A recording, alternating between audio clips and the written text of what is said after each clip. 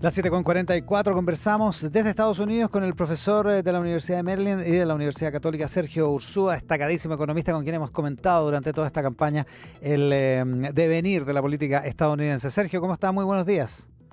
Hola Iván, buenos días, muchas gracias por la invitación. Todo Ay, bien, temprano acá, pero bien, sí. madrugando, madrugando. Doble agradecimiento, son las Se, cinco cuarenta se y durmió cuatro. poco, se durmió poco. Se durmió poco. Bueno, hace ¿qué? Menos de 10 minutos Donald Trump fue declarado oficialmente Sí. presidente, el 47º presidente de Estados Unidos. ¿Qué pasó? ¿Cómo viste la elección y por dónde pasa este triunfo de Trump? A ver, sí, efectivamente, el expresidente, ahora presidente electo, nuevamente aseguró los 270 votos del colegio electoral. Recién ahora ganó Pensilvania y eso en la práctica es imposible que la vicepresidenta pueda tener alguna chance. Eh, a ver, es súper sencillo. Yo creo que Trump tuvo la visión, la campaña para atacar temas que son de interés público, hay que decirlo así. O sea, esto es un tema de los números no mienten, porque la diferencia que él saca en todos los estados que uno pensaba que iban a ser más peleados es bastante fuerte. Y que son básicamente, te diría yo, inflación. Estados Unidos tuvo un periodo inflacionario alto. La administración del presidente Biden acumulada, la inflación está en torno al 21%. Tiene un problema de inmigración importante.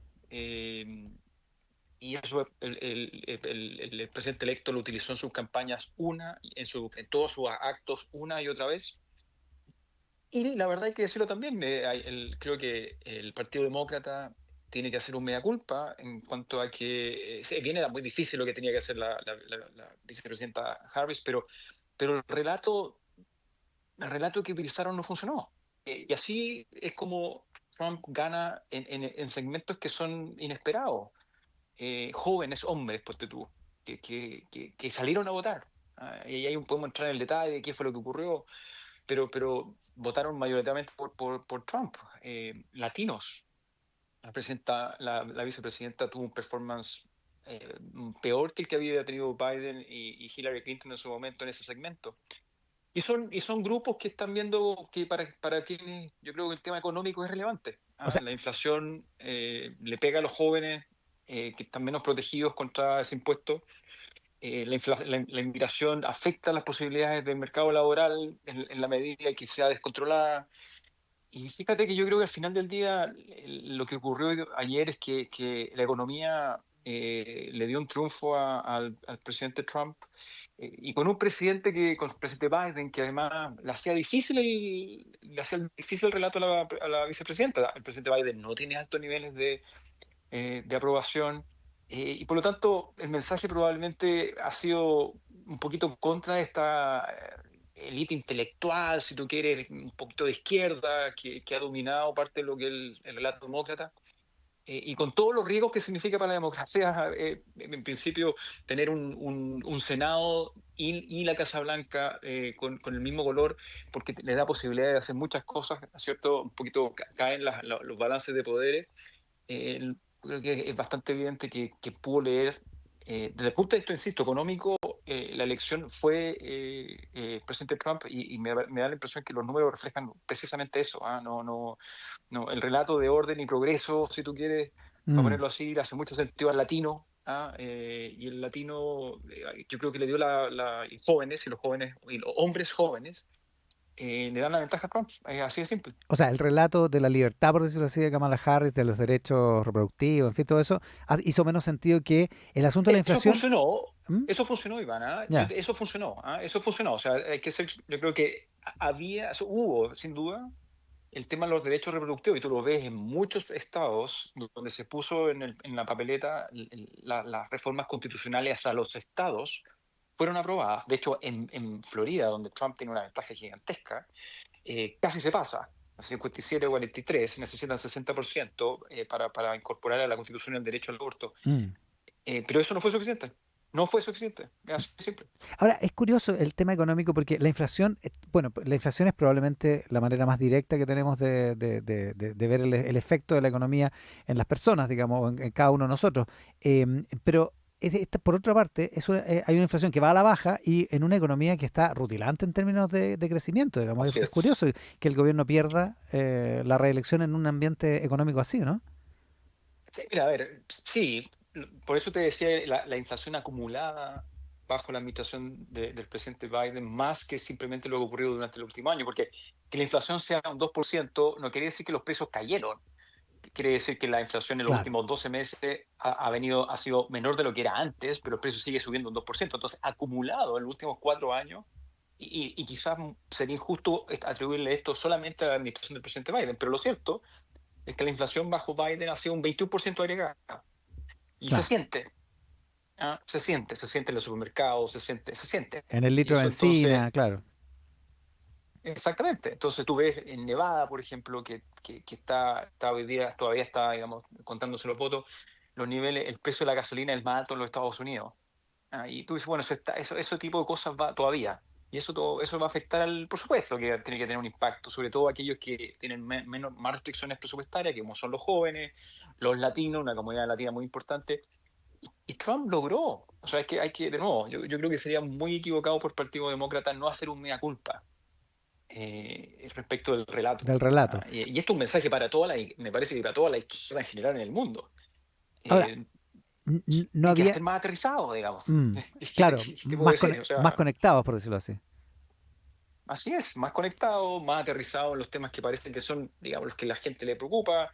Insisto, el tema del aborto fue un tema y se votó, y en gran parte en Maryland, por ejemplo, donde yo estoy, donde estoy llamando, estamos conversando, pasó largamente, largamente, y muchos otros estados, pero eso no lo refleja en el voto popular. Trump va a ser el presidente, va a haber ganado tanto el colegio electoral como el voto popular. Claro. ¿Cómo va? A O sea, diferencia del aquí esta lógica 2016, es digamos. que, exactamente, la vez pasada, él va largamente.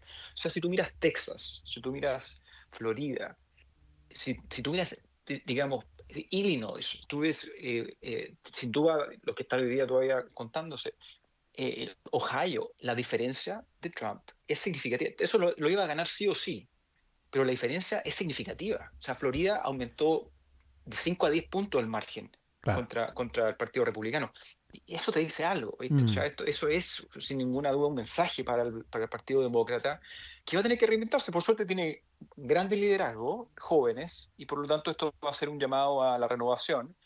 Y entre todo el cuestionamiento, si es que el presidente Biden debió haber salido antes de la carrera, pues la verdad sea dicha, o sea, tú ves los casos de vicepresidentes electos, son contados con los de la mano. El último fue George Bush padre, con una aprobación del presidente en ese momento, cuando era vicepresidente, de un 60%. Mm.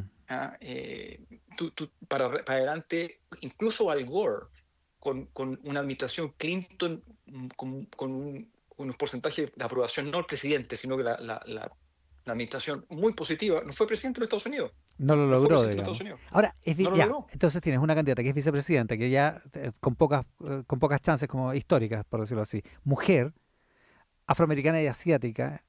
Eso La tenía difícil. habrá influido La también, tenía difícil. ¿sí?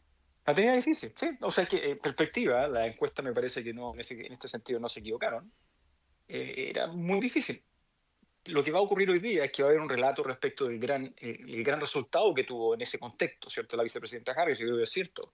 En perspectiva lo tenía muy difícil. Y ella estuvo ahí, digamos, dentro del margen. Eh, pero las elecciones se ganan. Claro, Y en ese sentido creo que el resultado es evidente. Y si tú miras la Cámara y si tú miras el Senado, la ola republicana es bastante clara. O sea, el Senado va a quedar no con dos o un voto sobre los 50 para el Partido Republicano, sino probablemente van a ser cuatro o cinco. Y eso claro, hace muy complicado al Partido Demócrata dar vuelta al Senado en 2 años más. claro, son mayorías holgadas, Eh, digamos. exacto, y eso le permite al presidente tener una agenda legislativa mucho más rápida. Vamos a ver lo que ocurre en la Cámara de Representantes, pero aún ahí tú ves que los republicanos han ganado asientos, probablemente sea demócrata igual, pero los republicanos ganaron en la Cámara asientos, en el Senado sin ninguna duda, y el voto popular y el de colegio electoral en el contexto de la carrera de la Casa Blanca. Así que yo creo que por todos lados queda muy evidente que la lectura más allá de la dificultad de la candidatura de la vicepresidenta, Trump leyó la elección de forma correcta. Y los jóvenes, te insisto, hay una cosa súper interesante que mirar. Hay toda una teoría respecto de qué fue lo que ocurrió con los jóvenes, por qué los jóvenes hombres fueron a votar por Trump en forma importante, y eso es una forma distinta de hacer campaña. Eso creo que está muy evidente, son votantes oportunistas que salen cuando los llaman y saben llegar a ellos, y Trump lo supo hacer.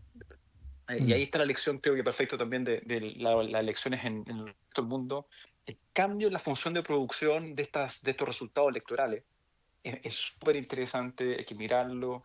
Y estos resultados generan tendencia, ¿A qué, y hay que estar mirando cómo entonces se hace campaña. a qué te refieres con el cambio en la función de producción, Sergio? Estamos con Sergio Ursúa, profesor y economista chileno. A ver, te cuento lo que ocurrió. O sea, de hecho, esto me lo contaban mis hijos y yo había leído, pero uno no tiene la idea de cuánto había sido el impacto. Hace unos días, el presidente electo tuvo una participación en un podcast que es muy famoso entre los jóvenes. Joe Rogan, no sé si Sí, te acordáis de Fear Factor, que era un programa de televisión. Él era sí. este podcast de él es el conductor de ese programa. eh, lo vieron 45 millones de personas. Es que lo escucharon 45 millones de personas. Trump estuvo conversando con él durante 3 horas. La candidata Harris no quiso ir a hablar con él. Y lo que aparece en este tipo, en lo que aparecía ayer, digamos, en los análisis, ¿sí? Es que al parecer eso tuvo un impacto en los jóvenes. Que Trump se haya sentado con este tipo y lo escucharon 45 millones de personas, versus la candidata Harris, que se negó a ir a conversar con Mm, él porque las reglas no eran las de ella. Eso la gente dice, no, no, no, a mí me gusta un tipo que va y está 3 horas y lo escrutinan por arriba y por abajo y ella no quiso ir. Y ese tipo de mm. retórica puede afectar.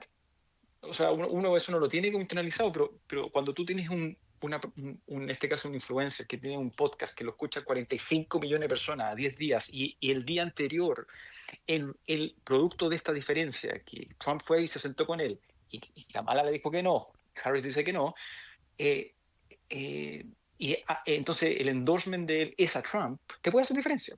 Y por lo tanto hay que tener Claro. más cuidado respecto de cómo se hacen este tipo de cuestiones, Es buena la porque diferencia, porque Trump va a Joe Rogan y Kamala Harris dice que no. no solo dice que no, sino que va a hacer una Night Live, que es en un sentido es más conservadora Exactamente. la opción, digamos, más tradicional. Exactamente, exactamente. Y la razón, lo interesante es que por qué Harris dice que no a Rogan, es porque ella le pone reglas. Le dice, mira, yo no puedo estar 3 horas, necesito estar 1 hora y vamos a estar donde yo te diga, no donde tú me digas. El tipo le dice, no, no, no, no, no, aquí las reglas las pongo yo soy el dueño del programa, si usted no quiere venir, no hay ningún problema, digamos, pero usted se atiende. Y de nuevo, estamos haciendo teoría, pero ese tipo de cosas, cuando yo te digo la función de producción de campañas, ese tipo de cosas se tienen que empezar a incorporar, porque lo que hizo la campaña de Harris en términos de medios, ¿cierto? De redes sociales, fue muy profesional. O sea, Sergio, esto no es un resultado que pueda sorprender en ese ámbito. una última cosa sobre las medidas económicas de Trump, particularmente Sí. subir los aranceles, expulsar inmigrantes, todo eso puede Mm. indirectamente directa o indirectamente hacer crecer la inflación, que es el gran problema de los votantes. ¿Cómo ves esas medidas y cuánto efecto pueden tener y cuán certero es que las vaya a aplicar Trump? A ver, con el Congreso como luce es probable que pueda hacer muchas cosas. Hay temas prácticos que es difícil poder deportar como él ha planteado, estas deportaciones masivas, ¿cómo lo haces? Digamos, no, Mm, no va a ser sencillo. No, para México, en principio, va a ser un problema. Y eso va a ser muy interesante por el cambio que tuvimos en México hace poco, ¿cierto? claro. A mí me parece que efectivamente las tasas de interés van a ser más altas. Ya vimos en los mercados de futuro están subiendo un poco, porque anticipamos que el gasto público va a ser más alto. Estados Unidos tiene un problema de déficit significativo y las predicciones apuntan a que las medidas económicas del presidente Trump van a ir en esa dirección. El impacto, creo, más directo se produciría a través de los aranceles, Iván. Él ha dicho, él dijo que amor y paz son dos palabras que le encantan, y la tercera en esa lista son aranceles. Eso fue lo que dijo.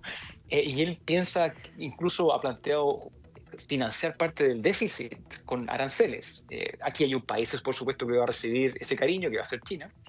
Eh, pero no va a ser inocuo el cambio en términos de estrategia, pero así la democracia, digamos. Si Mm. él gana ampliamente, y hay que confiar que el sistema de balance que tiene la institucionalidad norteamericana permita tener un debate que se mueva al centro, y ya no puede ser reelegido, por lo tanto su segunda administración debería ser en principio distinta, con menos presión a la reelección, y eso quizá le da algún margen para tratar de contener alguna de estas pulsiones, digamos, quizá un poquito radicales en Claro, materia o económica, y vamos a demagógica, ver ¿no? hasta dónde la Casa Representante puede ayudar también a eso. Ya en 30 segundos entonces podemos esperar tasas de interés más altas e inflación más alta en Estados Sí. Unidos con lo que ello conlleva, digamos. Vaya a tener tasas de interés más altas, y lo que afecta al precio del dinero en todo el mundo. Vas a tener un tema en el mercado laboral, porque si se producen estas deportaciones, eso va a ser sin ninguna duda un tema. Las aranceles se traducen en inflación, por lo tanto vas a también tener una dificultad. Ahora, los mercados de futuro están volando hoy día. 2%, 1,7% arriba, Ujú. Ya, hay emoción, digamos. Así que hay que poner eso en la balanza. también. Sergio Ursúa, profesor de la Universidad de Maryland, investigador de CLAPES UC. Sergio, te agradezco muchísimo la gentileza. Son las 6 de la mañana, así que ya Un abrazo. ha